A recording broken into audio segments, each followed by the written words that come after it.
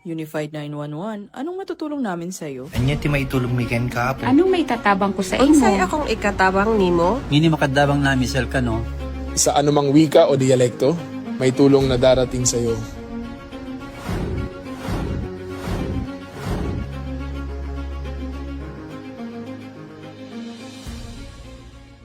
Lilingkod sa bawat Pilipino at magbibigay ng tamang impormasyon para sa tahimik at maayos na Pilipinas. Police News Network, alagad ng batas, tagapagtaguyod ng balitang pulis, sandigan ng mamamayan, patnubay ng katotohanan.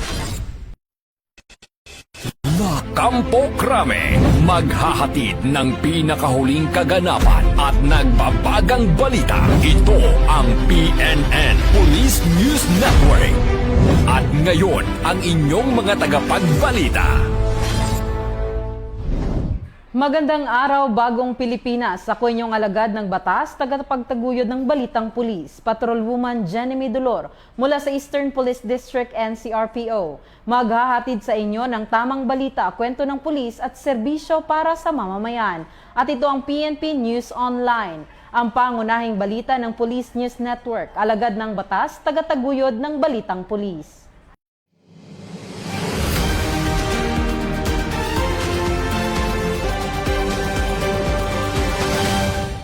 Narito ang mga balitang hatid ng ating PNN correspondents mula sa iba't ibang panig ng bansa.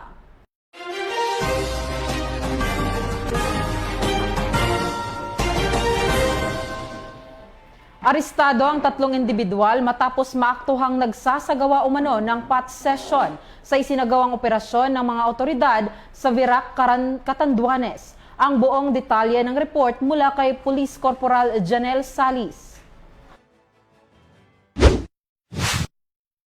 Nadakip ng mga otoridad ang 3 individual, kabilang ang isang drug surrenderer at isang guro sa isinagawang buy-bust operation na nauwi sa pagkakatuklas ng nagaganap na pot session hapon ng Abril 29, 2026.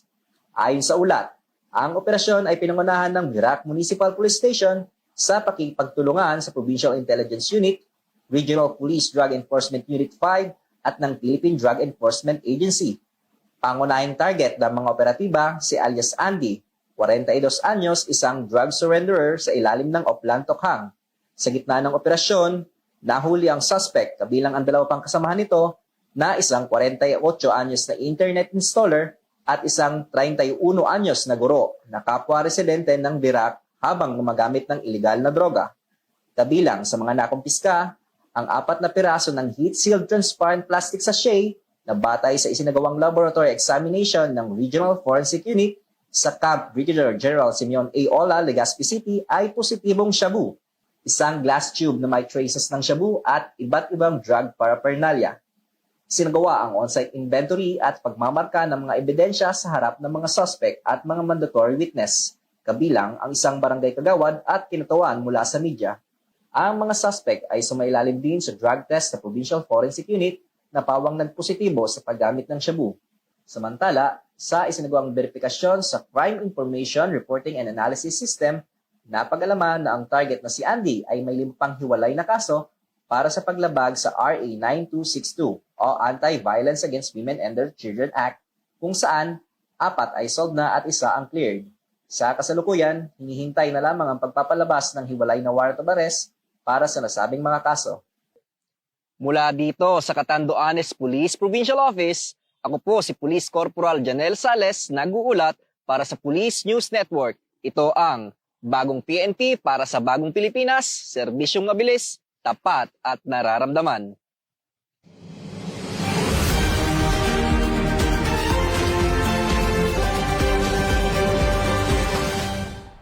Naaresto ng mga otoridad ang tinuturing na #1 provincial most wanted person ng Catanduanes sa isinagawang manhunt operation ng Quezon City. Ibabalita yan ni Police Master Sergeant Shalare Marie Melendez.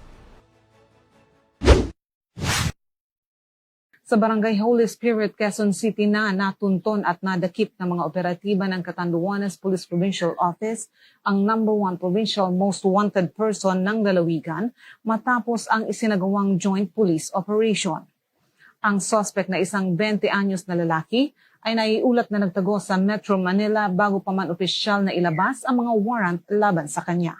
Based on information received by this office from our BIN, that said suspect was cited at Barangay Holy Spirit, Quezon City.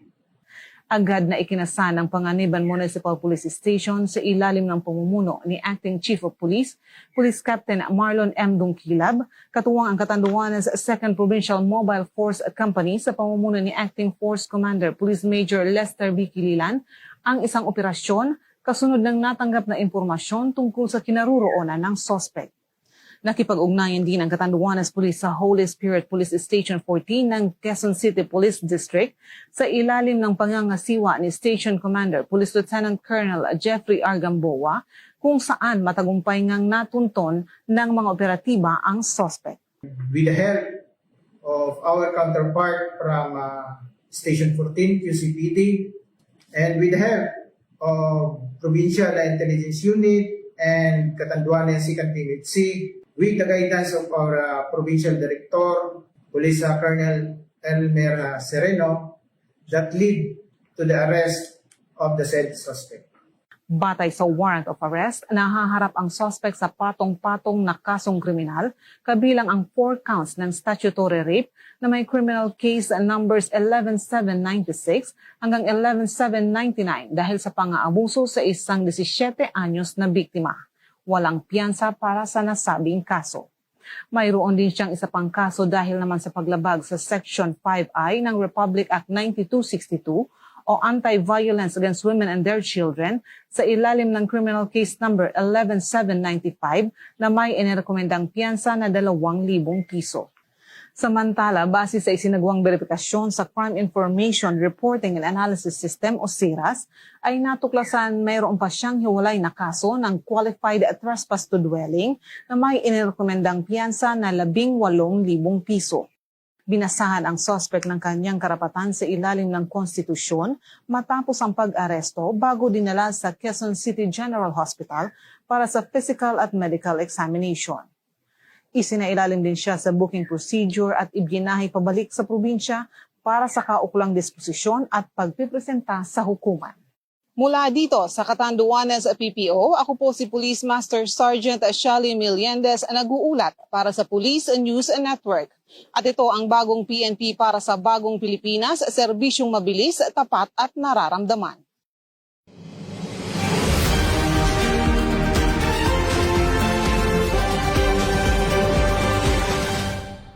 Patuloy na isinusulong ng Philippine National Police ang maayos, patas at sistemadong recruitment process para sa mga nais maging bahagi ng hanay ng kapulisan. Magbabalita diyan sina Police Chief Master Sergeant Mauricio Ruiz at Patrolwoman Reynalyn Tagiak.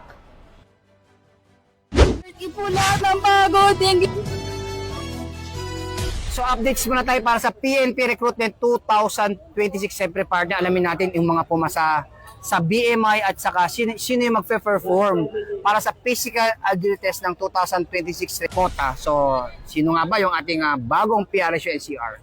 Okay, makakausap po natin si Police Colonel Arnel De Jesus. Siyempre, ang NAPOLCOM representative na si Attorney Ray Delgado. Alamin po natin ang kanyang mensahe para sa ating mga applicant ngayong recruitment 2026. Sa palagay niyo po, nakapaghanda ba yung ating mga police applicants ngayong 2026? So far sa observation ko, mayroon namang hindi talaga nakapaghanda kasi yung may mga nagbabagdown pa rin sa agility natin. Pero sa nakikita ko, ito yung mga first timer. Yung mga talagang nag-excel talaga sa agility ay yung mga second timer o talagang may pinagandaan talaga nila sa darating nitong recruitment. So sir, sa kabuuan sir, ilan po ba yung pumasa sa ating body mass index sir? So sa kabuuan natin, mayroon tayong 2,132. Sama dito yung regular at saka attrition quota. So sir, doon naman po sa physical agility test, ilan po yung kabuuan na nag-perform na mga pumasa galing po sa BMI, sir? So far kasi ang natapos pa lang ngayon ay yung yung regular. So mayroon tayong 416 na pumasa doon sa sa agility nila. Ngayon pa lang magi-start din yung Southern Police District. So matatapos ito ngayong araw yung kabuuan ng mga Southern Police District. Gusto kong pasalamatan dahil full force kami dito. Nandito yung presence ni Vice Chairman, si Atty. Delgado, Vice Chairman namin sa Regional Screening Committee. Nandito rin yung full force din yung mga RMDO.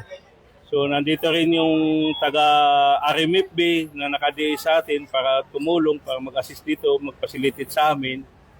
So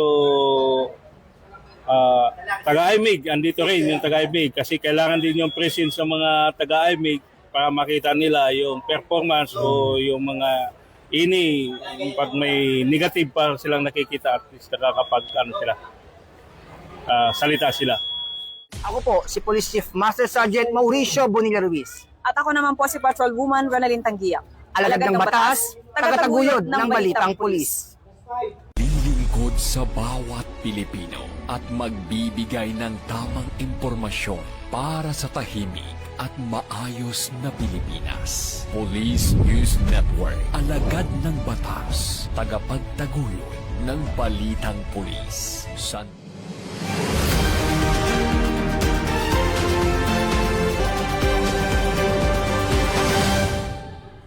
Nagpakita ng malasakit at bayanihan ang mga tauhan ng Philippine National Police matapos silang tumulong sa isang naulilang sanggol sa pamamagitan ng pagbibigay ng gatas at iba pang mga pangunahing pangangailangan. Ang buong detalye ng report mula kay Patrolwoman Jane Rose Bohol. Mula sa isang malungkot na trahedya, isang bayanihan ang umusbong upang magbigay ng pag-asa at bagong buhay para sa sanggol na nakaligtas matapos pumanaw ang kanyang ina habang nanganganak ng mag-isa sa isang boarding house sa Barangay Bulwa noong Abril 27. Bilang tugon sa agarang pangangailangan ng sanggol, nagsagawa ang Cagayan de Oro City Police Office sa ilalim ng pamumuno ni Police Colonel Dexter J. Pahe, City Director, ng Breast Milk Donation Drive na pinamagatang Gatas Mo, Kinabuhi Ko. Noong Mayo 6, 2026, pinangunahan ang humanitarian activity ni na Police Captain Imelita M. Simon, GAD PCO, katuwang si Police Master Sergeant Liana Sol Jovita, isa sa mga kinikilalang 2024 Metro Bank Foundation Outstanding Filipino Awardees sa pakikipag-ugnayan sa Bulwa Barangay Health Center. Nagkaisa ang mga personnel ng Kukpo at mga lactating mothers mula sa Barangay Bulwa upang voluntaryong magbahagi ng breast milk. Ang simpleng donasyong ito ay nagbahagi ng simbolo at malasakit, pagkakaisa at pagmamahal ng komunidad para sa isang sanggol na maagang naulila. Formal na itinurn over ang mga nakolektang breast milk sa J.R. Borja General Hospital, kung saan kasalukuyang inaalagaan sa tulong ng kanyang foster parent at ng City Social Welfare and Development Office. Sa pamamagitan ng Gatas Mo Kinabuhi Ko, muling pinatunayan ng kapulisan na bukod sa pagpapanatili ng kapayapaan at kaayusan, mahalaga rin sa hanay ng PNP ang pagbibigay ng pag-asa, pagkalinga at tunay na malasakit sa mamamayan. Sa likod ng isang masakit na kwento, ipinakita ng komunidad at ng kapulisan na sa panahon ng pangangailangan, may mga pusong handang magbigay buhay at pag-asa. Mula dito sa inyong higalang pulis, Regional Office 10 Public Information Office, ako ang inyong PNN correspondent, Patrolwoman Jane Rose Bohol, alagad ng batas, tagataguyod ng balitang pulis.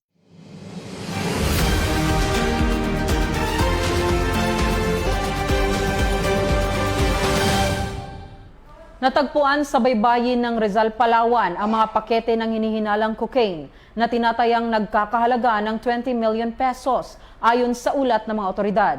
Ang buong detalye ng report mula kay Patrolman Don Brosas.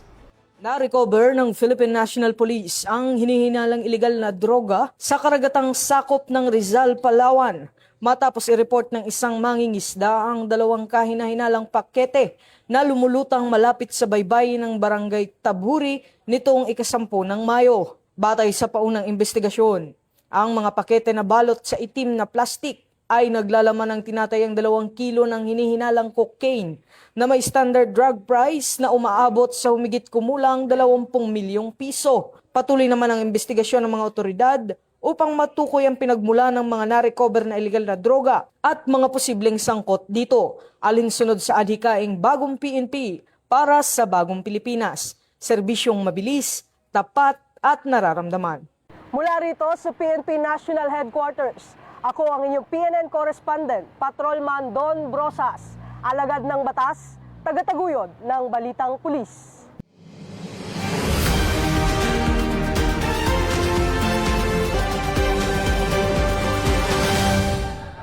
Arestado ang isang babae sa Uton, Iloilo matapos masangkot sa umano'y pambubugaw ng mga kababaihan sa pamamagitan ng online platforms. Ibabalita yan ni Patrolwoman Mary Grace Artezuela. Bilang tugon sa isinagawang cyber patrolling hinggil sa online sexual exploitation at human trafficking, agad na kumilos ang Regional Anti-Cybercrime Unit 6 at nagsagawa ng entrapment operation sa Uton, Iloilo. Ipinatupad ng PNP ang operasyon laban sa suspect na sangkot sa naturang krimen.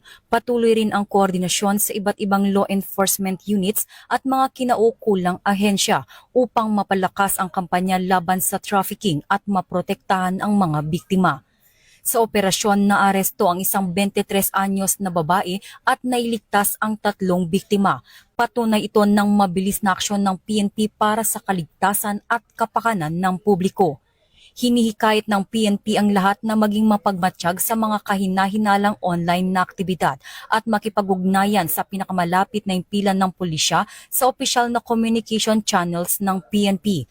Ito ang PNP para sa Bagong Pilipinas, serbisyong mabilis, tapat at nararamdaman. Mula dito sa Campo Crame, ako ang inyong PNN correspondent, Patrolwoman Mary Grace Artezuela, nagbabalita para sa Police News Network, alagad ng batas, tagataguyod ng Balitang Pulis.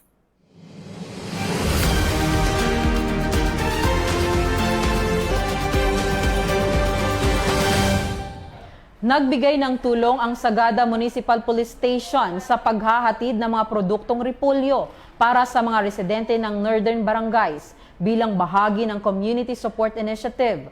Yan ang ibabalita ni Patrolman Don Brosas. Nakiisa ang mga tauhan ng Sagada Municipal Police Station kasama ang mga opisyal ng barangay at mga miyembro ng komunidad sa paghakot at paghahatid ng repolyo para sa mga residente ng Northern Barangays ng Sagada. Ang nasabing inisyatibo ay naisakatuparan sa tulong ng mga pribadong individual na nagkaloob ng agricultural produce bilang bahagi ng Community Assistance Program para sa mamamayan. Sa pamamagitan ng pagtutulungan ng kapulisan, barangay officials at komunidad, naging maayos ang distribusyon ng mga gulay sa mga benepisyaryong residente sa lugar. Ayon sa PNP, ang naturang aktibidad ay bahagi ng PNP Focus Agenda sa ilalim ng Active Community Support na nagpapalakas sa bayanihan at pakikipag-ugnayan ng kapulisan sa komunidad. Patuloy namang isinusulong ng Philippine National Police ang serbisyong may malasakit sa ilalim ng adhikaing Bagong PNP para sa Bagong Pilipinas, serbisyong mabilis, tapat at nararamdaman. Mula rito sa PNP National Headquarters, ako ang inyong PNN correspondent, Patrolman Don Brosas, alagad ng batas, tagataguyod ng Balitang Pulis.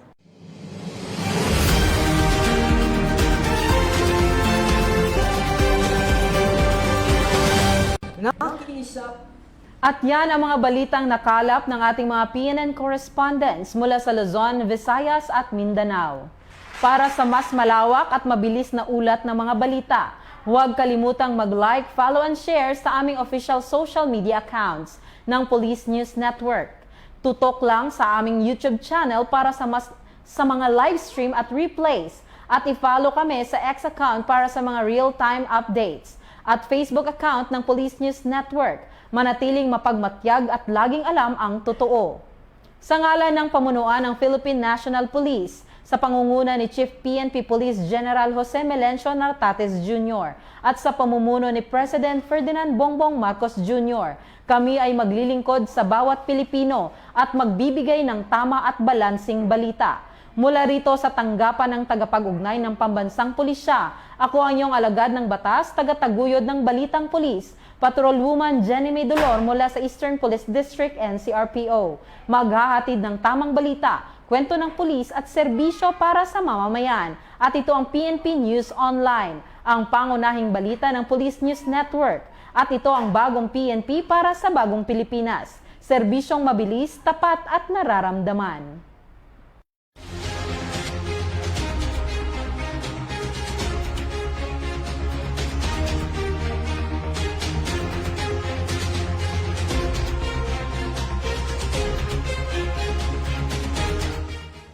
Police News Network, alagad ng batas, tagapagtaguyod ng balitang pulis.